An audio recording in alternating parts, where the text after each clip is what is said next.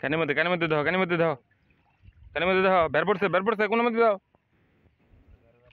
দেখে সামনে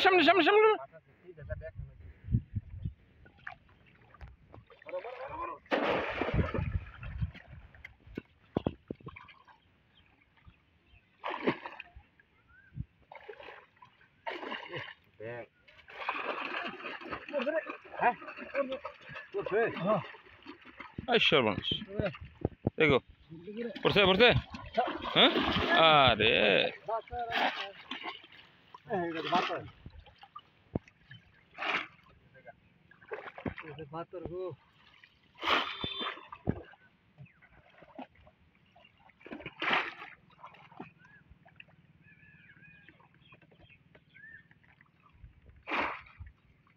সাবধানে দেখে সাবধানে বেশিক্ষণ লাগবো না বাড়িতে করছে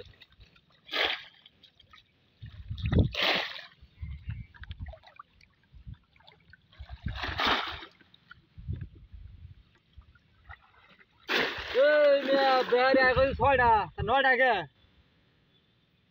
পালো নাকি